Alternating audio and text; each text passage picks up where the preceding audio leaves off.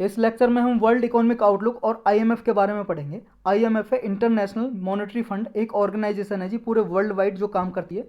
ये साल में 2 बार एक रिपोर्ट निकालती है जिसका नाम है वर्ल्ड इकोनॉमिक आउटलुक। अभी इसने रिलीज करी है, इसलिए न्यूज़ में है, तो इसके बारे में डिटेल से स्टडी करेंगे। हमारी इकोनॉमी के लिए बहुत ही इंपॉर्टेंट है। इसने रिपोर्ट में कहा है कि इंडिया की जो ग्रोथ है वो 12.5% तक इंक्रीज हो जाएगी। अभी पहले एस्टिमेट लगाया था 2021 में, जनवरी में रिलीज़ की थी, उसमें एस्टिमेट लगाया था 11.5% का, लेकिन अभी इसने कहा है कि ये एस्टिमेट रहेगा 12.5% का। इंडियन इकोनॉमी के लिए यही कहा है कि 2021 में 12.5% इंक्रीज रहेगी, ग्रोथ ग्रो करेगी हमारी इकोनॉमिक ग्रोथ, और 2022 में 6.9% तक इंक्रीज करेगी। क्योंकि 2020 में इंडिया की जो इकोनॉमी है वो कॉन्टैक्ट कर गई थी, मतलब घट गई थी, -8% तक इसकी ग्रोथ रेट थी इंडिया की। इंडिया की ग्रोथ रेट 2021 में चाइना से भी ज़्यादा स्ट्रॉन्गर रहेगी, मजबूत रहेगी जी। चाइना की कितनी ग्रोथ प्रोजेक्ट की है इस रिपोर्ट में? इस रिपोर्ट में प्रोजेक्ट किया जी चाइना की 2020 में 2.2% थी, पॉजिटिव ग्रोथ थी, लेकिन 2021 में 8.6% रहेगी। और इंडिया की कितनी थी? 12.5%। और 2022 में 5.6% रहेगी चाइना की। तो ये रिपोर्ट में कहा जी। और ग्लोबल इकोनॉमी के लिए क्या प्रेडिक्ट किया है? ग्लोबल इकोनॉमी के लिए कहा है 2021 में 6% और 2022 में 4.4% तक इंक्रीज करेगी ग्लोबल इकोनॉमी। और 2020 में ग्लोबल इकोनॉमी कॉन्ट्रैक्ट कर गई थी -3.3% तक, 3.3% माइनस तक कॉन्ट्रैक्ट कर गई थी पूरी वर्ल्ड की इकोनॉमी। अब ये कितने परसेंट की है कितने नहीं, ये आपको कुछ याद करने की जरूरत है। अगर ना भी हो, याद हो जाए तो अच्छी बात है। बस ये याद रखना कि इंडिया की प्रोजेक्ट जो कर रखा है 12.5% का 2021 में, ये याद रखना आपको। अब आईएमएफ क्या है और ये रिपोर्ट क्या है, इसके बारे में डिटेल से पढ़ते हैं। देखो जी, आईएमएफ इंटरनेशनल मॉनेटरी फंड ये क्या है? जब किसी देश में क्राइसिस आ जाता है, संकट, BOP crisis, balance of payment. ये बीओपी क्राइसिस क्या होता है जी, इसके लिए लेक्चर बना हुआ है, इकोनॉमी की प्लेलिस्ट में जाके देख सकते हो आप। जब ये क्राइसिस आता है तो कोई भी कंट्री आईएमएफ के पास जाता है जी, इससे कहता है भाई साहब हमें भीख दे दो, मतलब कि जी ये पैसे मांगने, लोन मांगने जाते हैं आईएमएफ के पास कोई भी कंट्री, कि हमें लोन दे दो, कर्ज दे दो। याद रखना, जब बीओपी क्राइसिस आता है तो वर्ल्ड बैंक के पास नहीं जाते बल्कि आईएमएफ के पास जाते हैं। वर्ल्ड बैंक तो प्रॉवर्टी वगैरह रिडक्शन करने के लिए कोई प्रोजेक्ट चला रही है गवर्नमेंट, उसकी सहायता करता है। लेकिन आईएमएफ बीओपी क्राइसिस वगैरह आ जाता है, कोई डेफिसिट हो जाता है इकोनॉमी की टर्म में, तब सहायता करता है आईएमएफ।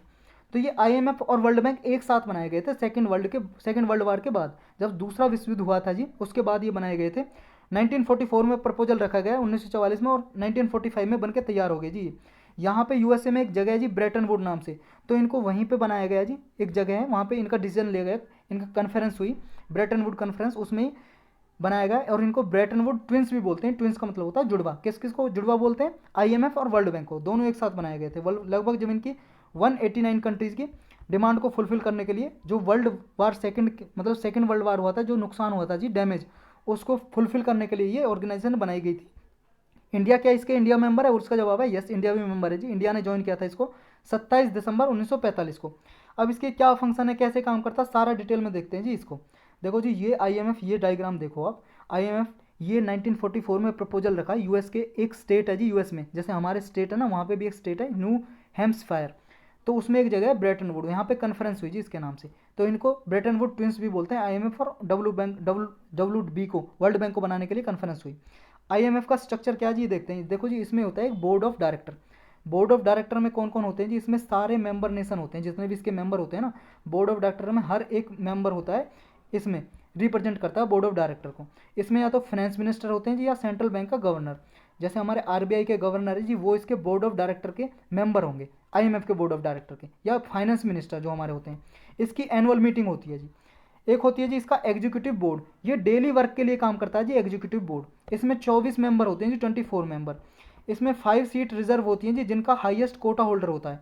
मतलब इसमें जैसे वोटिंग होती है जी, जैसे मान लो कोई डिसीजन लेना हो तो इसमें वोटिंग होती है, और वोटिंग सबसे ज़्यादा कोटा उसके पास होता है जो सबसे ज़्यादा इसमें मनी डोनेट करता है इसको, आईएमएफ को सबसे ज़्यादा मनी दे रखी है जी, यूएसए वगैरह ने, यूएसए, यूके, चाइना वगैरह ने, तो इनके पास कोटा ज़्यादा है, इनकी वोटिंग पावर ज़्यादा है इसमें। तो इनको 5 सीट रिजर्व है जी 24 मेंबर में से, जिनके पास लार्जेस्ट कोटा है, जैसे यूएस, यूके, जापान, जर्मनी और फ्रांस। अब इसमें एक जो होता है जी मैनेजिंग डायरेक्टर, एक मैनेजिंग डायरेक्टर होता है, इसका पोस्ट होती है जी इसमें, वो 5 ईयर के लिए अपॉइंट करते हैं जी, और उससे री अपॉइंटमेंट किया जा सकता है। जैसे मान लो जी उसका 5 साल पूरे हो गए तो दोबारा उसे 5 साल के लिए और इलेक्ट कर दिया जाएगा, अपॉइंट कर दिया जाएगा, समझे, नियुक्ति कर दी जाएगी। इसका हेडक्वार्टर कहाँ भी? वॉशिंगटन डीसी में है जी। ये अमेरिका की कैपिटल है वाशिंगटन डीसी, वहीं पे इसका हेडक्वार्टर है आईएमएफ का, और इसके स्टाफ होते हैं जी कुछ एमडी के नीचे जो काम करते हैं। अब क्या क्या फंक्शन करता है जी, फंक्शन होते हैं जी, ये आपको दिखाई तो दे रहा है ना जी, देखो सर्विलेंस करता है, सर्विलेंस का मतलब है निगरानी, ग्लोबल लेवल पे, रीजनल लेवल पे, नेशनल लेवल पे, कि कहीं पे क्या जी कोई जो बीओपी क्राइसिस तो नहीं आने वाला है, बैलेंस ऑफ पेमेंट का संकट तो नहीं आने वाला है। देखो बीओपी क्राइसिस क्या होता है तब समझ आएगा, लेक्चर देखो, सिंपल सीएससी पे क्लिक करो, वहाँ पे इकोनॉमी पे जाओ, और वहाँ पे बीओपी क्राइसिस का लेक्चर है जी, वो देखो, नहीं देखा है तो प्लीज़ देखो, आपको देखो 15-20 मिनट का लेक्चर है, BOP crisis, current account deficit, current account, capital account deficit, surplus, trade deficit, सब समझ में आ जाएगा अच्छे से, कभी नहीं भूलोगे, गारंटी है मेरी, एक बार जरूर देखो उसे। तो ये मेंबर्स को हेल्प करता है जी, जितने कंट्री मेंबर होते हैं ना, बीओपी क्राइसिस को हैंडल करने में उनकी मदद करता है, और इंटरनेशनल ट्रेड करने में सहायता करता है। टेक्निकल असिस्टेंस भी प्रोवाइड करता है जी, टेक्नोलॉजी वगैरह, ट्रेनिंग देता है, एडवाइजरी रोल प्ले करता है ये। इसमें जी एक स्पेशल ड्राइंग राइट होता है इसका, एक मान लो जी कागज़ रिलीज करता है, एक पेपर है, उसको बोलते हैं स्पेशल ड्राइंग राइट। देखो जी ये याद रखना, एसडीआर ना तो इसकी करेंसी आईएमएफ की, not a currency, nor any claim on IMF, ना तो क्लेम है जी, ये नहीं कहोगे आप जाके बोलोगे आईएमएफ से हमारे पास एसडीआर है और ये हमें इतनी मनी दो, ना ना, कोई करेंसी नहीं है, याद रखना, मुद्रा नहीं है। जैसे हमारे देश की, इंडिया की करेंसी क्या है, रुपया, रुपया करेंसी है, आप आरबीआई में जाके क्लेम कर सकते हो इतनी वैल्यू की हमारे पास 1000 रुपये का नोट है, 1000 रुपये की हमें वैल्यू दो, कुछ भी सामान दो, कुछ भी। तो आरबीआई के, क्योंकि आपने देखा होगा नोट पे लिखा होता नीचे, मैं धारक को 1000 रुपीज़ की वैल्यू देने का वचन करता हूँ, प्रॉमिस करता हूँ, आई प्रॉमिस टू पे 1000 रुपीज़ वैल्यू टू द, जिसके पास भी वो है वो नोट।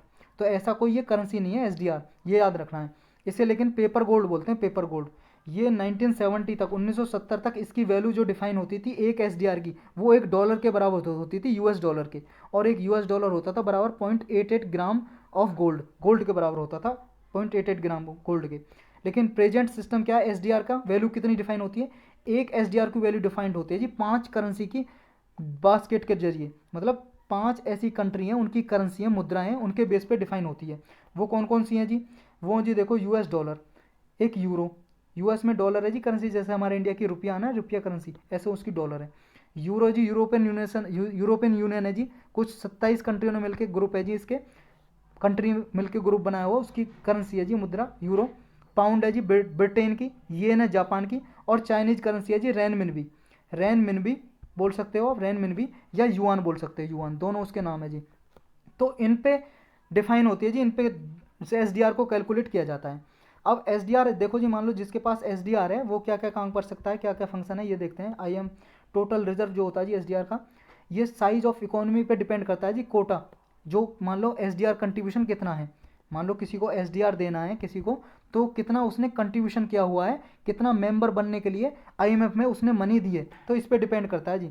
एसडीआर का कंट्रीब्यूशन 5 करेंसी पे डिपेंड रहता है जी, जो हमने देखे नेशनल करेंसी के रिगार्डिंग।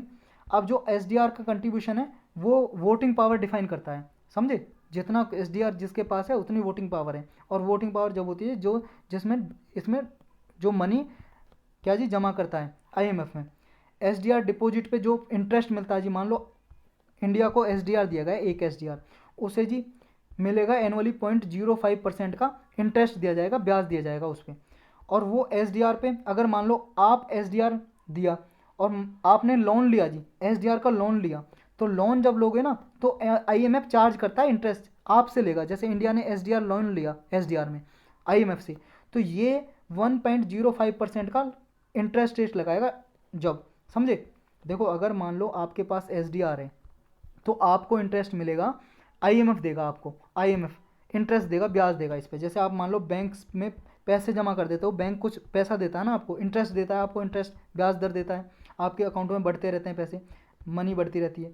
और अगर मान लो बैंक से आप पैसे लो तो आपको ब्याज देना पड़ता है ना बैंक को, उसी हिसाब ऐसा जी आईएमएफ से अगर एसडीआर लेंगे तो लोन पे इस पे इंटरेस्ट देना पड़ेगा 1.05% का।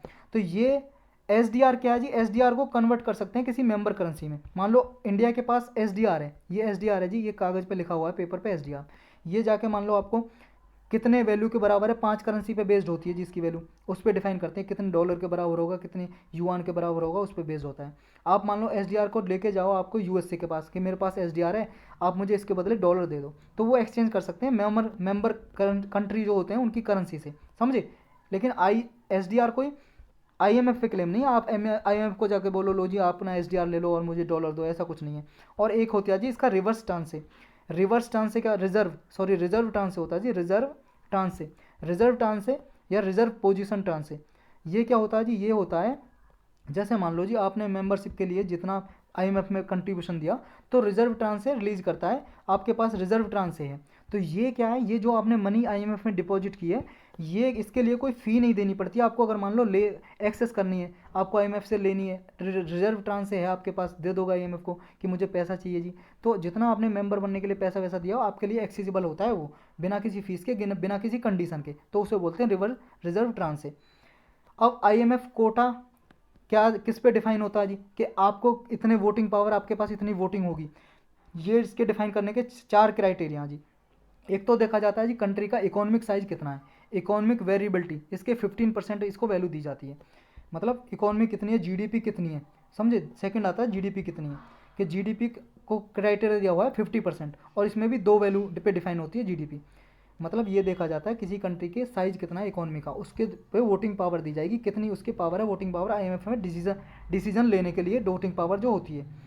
नेक्स्ट जीडीपी है जी, उसको GDP at market exchange rate और जीडीपी एट पीपीपी, मतलब परचेजिंग पावर पैरिटी पे देखा जाता है। ये मार्केट एक्सचेंज रेट को 60% 60%, और इस पर 40% वैल्यू होती है 50% में से टोटल। नेक्स्ट आता है जी ओपननेस ऑफ इकोनॉमी, इकोनॉमी की ओपननेस कितनी है जी, दूसरी कंट्रियों से कितना व्यापार करता है, ट्रेड करता है, ये देखा जाता है, वो उसको दिया है जी 30% वेटेज।